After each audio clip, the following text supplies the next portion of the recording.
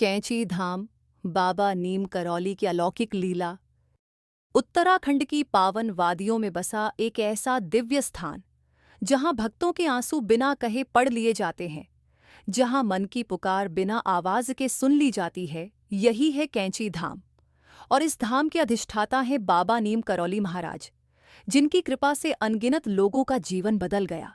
ऐसे संत जिनके दर्शन मात्र से दुख दूर हो जाते हैं और जिनकी स्मृति से मन को शांति मिलती है।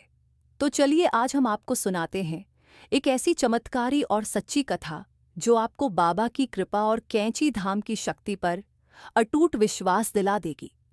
ये सिर्फ कहानी नहीं, यह श्रद्धा की यात्रा है, भक्ति का एक ऐसा अनुभव जिसे सुनकर शायद आप भी बाबा को पुकार उठे।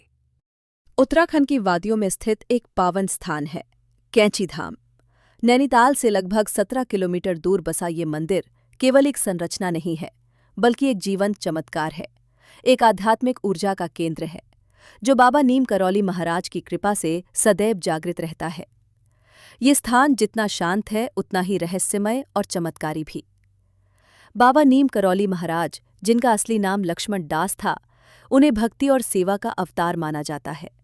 उनकी नज़रों में कोई छोटा बड़ा नहीं था, कोई जाति पंथ का भेद नहीं था।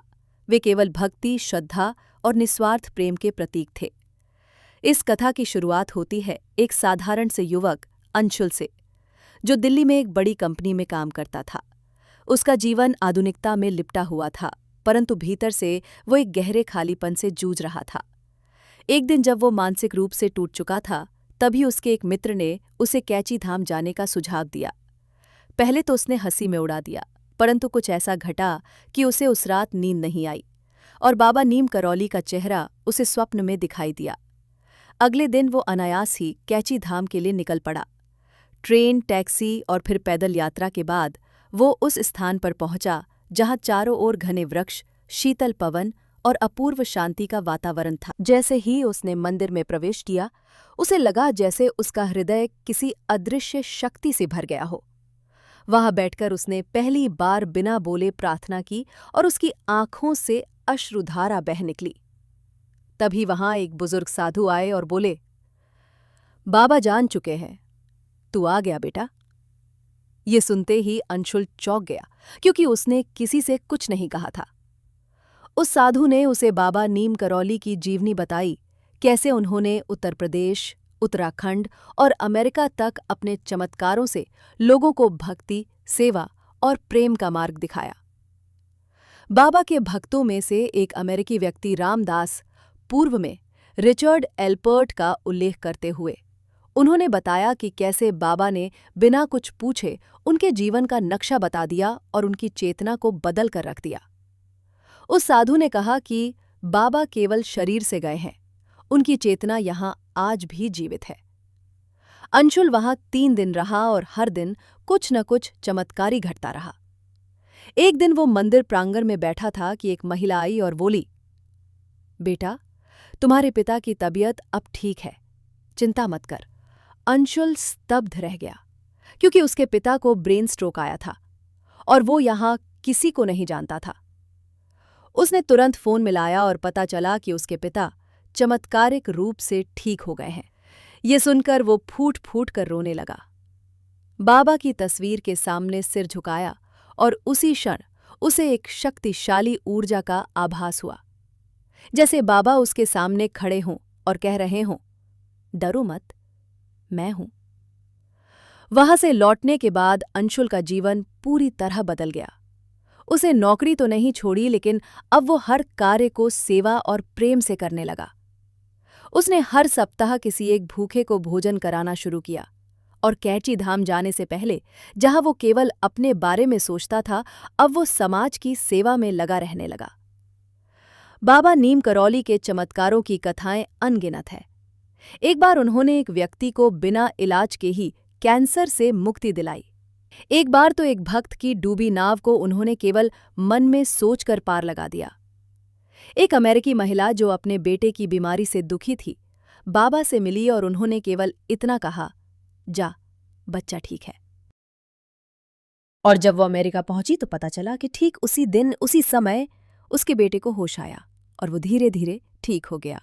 बाबा नीम करौली का कैंचीधाम केवल एक मंदिर नहीं है, वो एक शक्तिशाली ऊर्जा केंद्र है जहां हर व्यक्ति अपने दुख का हल, अपने प्रश्नों का उत्तर और अपने जीवन की दिशा पा सकता है। वहां जाने वाला व्यक्ति चाहे कितना ही विक्षिप्त हो, यदि वो सच्चे मन से बाबा के सामने बैठ जाए तो उसकी पीड़ा पिघलती है और समाधान अपने आप प्रकट हो जाता है।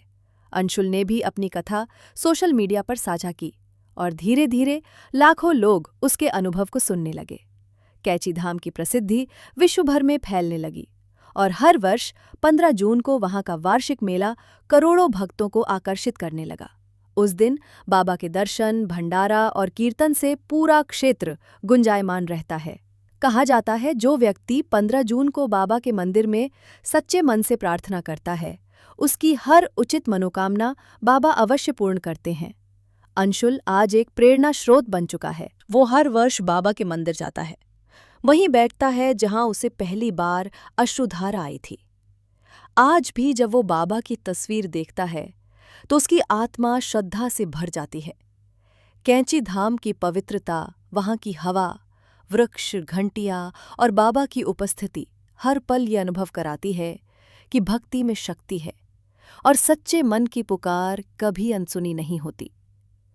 बाबा नीम करौली न तो प्रचार के पक्षधर थे, न ही प्रसिद्धि के। उन्होंने सदैव सेवा, प्रेम और सरलता को महत्व दिया। उनके अनुसार सबका मालिक एक है और सेवा ही सच्ची पूजा है। आज उनके जाने के वर्षों बाद भी बाबा की वही शिक्षाएं, वही ऊर्जा और वही कृपा कैंचीधाम में जीवित है। बाबा नीम करौली के कई भक्त कहते हैं कि जब भी वे परेशानी में होते हैं, बाबा किसी न किसी रूप में उनकी सहायता करते हैं। कभी सपने में, कभी किसी अनजान व्यक्ति के रूप में, तो कभी एक अदृश्य संकेत के रूप में। कैंचीधाम केवल एक मंदिर नहीं, बल्कि एक जीवन बदलने वाली यात्रा है। जो एक बार वहां गया वो कभी वैसा नहीं रहता जैसा पहले था। और शायद यही बाबा की सबसे बड़ी लीला है, बिना कुछ कहे, बिना कुछ मांगे सब कुछ दे देना। तो भक्तों, यह थी कैंचीधाम की वो अलौकिक कथा जहां केवल श्रद्धा ही पासवर्ड है और बाबा नीम करौली जी की कृपा ही समाधान।